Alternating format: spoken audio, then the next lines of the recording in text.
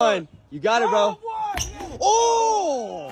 क्या आपने दिल्ली के तिहाड़ जेल के बारे में सुना है? दरअसल तिहाड़ जेल हमारे देश की एक सबसे ज्यादा दरिंदगी से भरी हुई जगहों में से एक है। एक ऐसी जेल जिसमें आप गलती से भी नहीं जाना चाहोगे, क्योंकि इस जेल में हजारों की तादाद में किडनैपर्स और न जाने कितने बड़े बड़े क्रिमिनल्स हैं। और इस तिहाड़ जेल को मैं दरिंदगी से भरा हुआ सिर्फ उसके पनिशमेंट और उसमें रह रहे मुजरिमों की वजह से नहीं कह रहा हूँ, बल्कि इसलिए कह रहा हूँ क्योंकि आज मैंने इस तिहाड़ जेल के बारे में ही एक ऐसी डरावनी दिमाग हिला देने वाली कहानी पढ़ी जिससे मैं थोड़ी देर के लिए तो सच में हिल गया था। एंड आई एम श्योर कि जो भी इस कहानी को अभी सुन रहा है वो भी इस कहानी को सुनने के बाद थोड़ी देर के लिए सदमे में जाएगा। इसलिए कहानी को स्टार्ट करने से पहले ही मैं वार्निंग दे दूं कि ये कहानी कमजोर दिल वालों के लिए नहीं है, लेकिन ये जरूरी भी है, इसलिए आप इसे एंड तक जरूर देखना। इसलिए बिना आपका ज्यादा टाइम वेस्ट किए हुए, हेलो गाइस, मेरा नाम है विनाश कुमार एंड वेलकम टू सीखो ऑफिशियल शो हॉरर स्टोरीज। ये कहानी है सन 1993 की, जब तिहाड़ जेल के जेल नंबर 4 में एक नए कैदी की एंट्री हुई थी जिसका नाम था केतन। केतन अभी अभी वहाँ पर आया था, लेकिन उसे आते ही एक चीज समझ में आ गई कि इस तिहाड़ जेल के अंदर एक पूरा गांव जैसा बसा हुआ है। गांव लेकिन कैदियों का, दरिंदों का और शायद